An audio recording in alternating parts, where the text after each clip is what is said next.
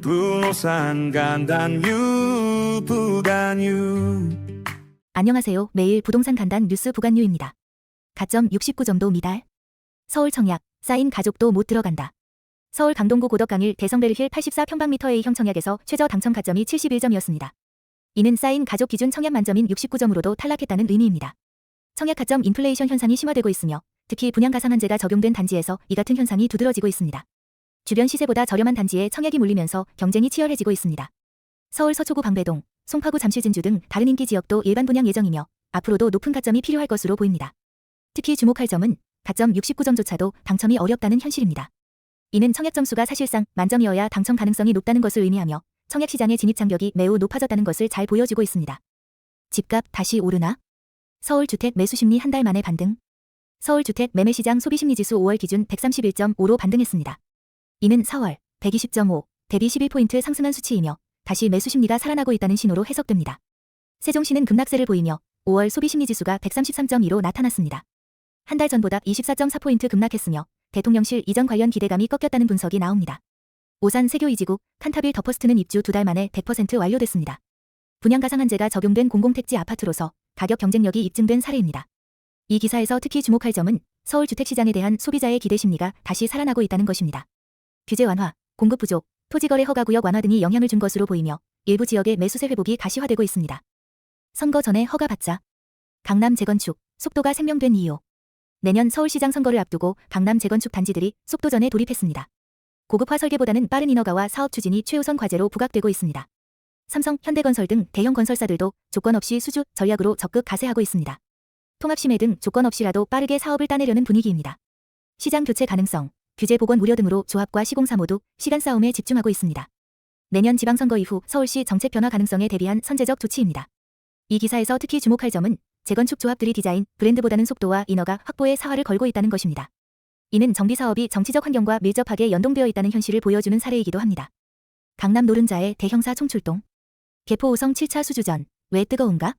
삼성물산과 대우건설이 개포 5성 7차 재건축 입찰에 참여를 확정했고 포스코건설도 참여를 검토 중입니다. 강남 요지인 만큼 사업성이 높아 대형 건설사들의 관심이 집중되고 있습니다. 삼성물산은 보증금 150억 원을 조기 납부하며 강한 수주 의지를 드러냈습니다. 김보현 사장이 직접 나서 사업 조건을 제시할 정도로 적극적인 행보입니다. 개포 5성 7차는 지하철 3호선 대청역 바로 앞에 역세권 대단지로 재건축 후 1122가구 규모의 대단지로 탈바꿈할 예정입니다. 입지, 브랜드, 사업 규모 모두 뛰어나 수주전이 치열해지는 상황입니다. 특히 주목할 점은 강남 재건축의 마지막 퍼즐로 불리는 개포 5성 7차를 잡기 위한 대형사들의 경쟁이 한층 격화되고 있다는 점입니다. 입지적 장점에 더해 시장 분위기가 속도전으로 흘러가고 있는 만큼 단기간 내 여러 대형 프로젝트들이 급물살을 탈 가능성이 커지고 있습니다. 공급 폭탄 아니다. 서울 도심 오피스, 실제 공급은 예상보다 반토막? 2026에서 2031년까지 서울 CBD, 중심 업무지구의 오피스 공급이 약 149만 평방미터로 예상되지만 실제 준공까지 이어질 프로젝트는 절반에 그칠 수 있다는 분석입니다. 인허가 지연, 공사비 상승, 금융 위축 등으로 공급이 무산될 가능성이 높다고 봤습니다.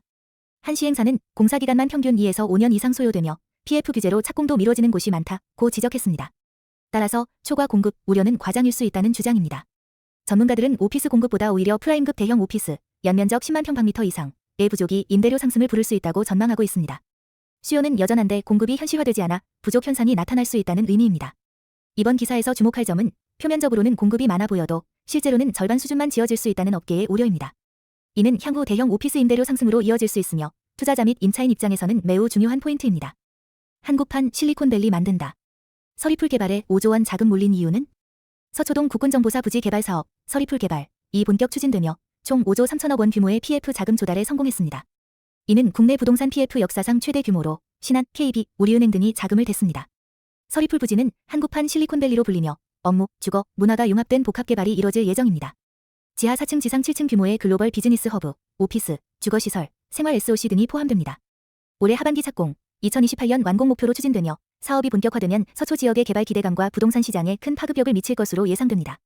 이번 기사에서 특히 주목할 점은 고금 및 PF 규제 속에서도 대형 개발 사업에 자금이 몰렸다는 것입니다. 이는 입지, 사업성, 미래 수요에 대한 시장의 신뢰가 반영된 결과이며 서초 일대 부동산 시장에도 긍정적인 영향을 줄 수 있습니다. 구독, 좋아요, 알람